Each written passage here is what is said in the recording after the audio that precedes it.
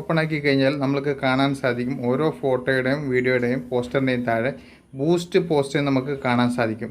എല്ലാത്തിൻ്റെയും താഴെ ഉണ്ടാകും. ഇത് റീൽസിൻ്റെ താഴെയുണ്ട്, അതുപോലെ തന്നെ ഫോട്ടോസിൻ്റെ താഴെയുണ്ട്. നമുക്കിവിടെ ബൂസ്റ്റ് പോസ്റ്റ് കൊണ്ട് ഉദ്ദേശിക്കുന്നത് നമ്മളുടെ ഈ ഫോട്ടോ ആയാലും റീലായാലും വീഡിയോ ആയാലും നമ്മൾ പ്രൊമോട്ട് ചെയ്യുക, ഫേസ്ബുക്കിൽ പ്രൊമോട്ട് ചെയ്യുക. അതായത് യൂട്യൂബിൽ പ്രൊമോട്ട് ചെയ്യുന്ന എങ്ങനെ, ഇൻസ്റ്റയിൽ ഇങ്ങനെ പ്രൊമോട്ട് ചെയ്യുന്നത് അതുപോലെ തന്നെയാണ് ഫേസ്ബുക്കിൽ ബൂസ്റ്റ് പോസ്റ്റ്. നമ്മളിതിൽ ക്ലിക്ക് ചെയ്ത് കഴിഞ്ഞാൽ നമ്മൾക്കിവിടെ കാണാൻ സാധിക്കും പോസ്റ്റ് ഇൻസൈറ്റിൽ people reached 11.4, post engagement 558, link clicks നിലവിലുള്ളതാണ്.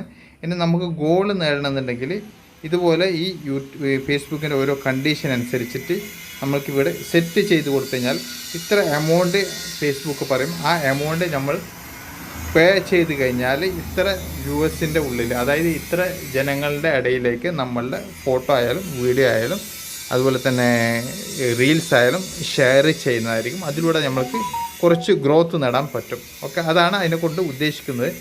യാതൊരു നിർബന്ധമില്ല നമ്മളത് ചെയ്യണമെന്ന്, യാതൊരു നിർബന്ധമില്ല. ചെയ്ത് കഴിഞ്ഞാൽ കുറച്ചും കൂടി നമ്മുടെ പ്രൊഫൈലായാലും പേജായാലും കുറച്ച് ഗ്രോത്ത് നേടും, എൻഗേജ്മെൻറ്റ് അതിലൂടെ കൂടും. ഓക്കെ.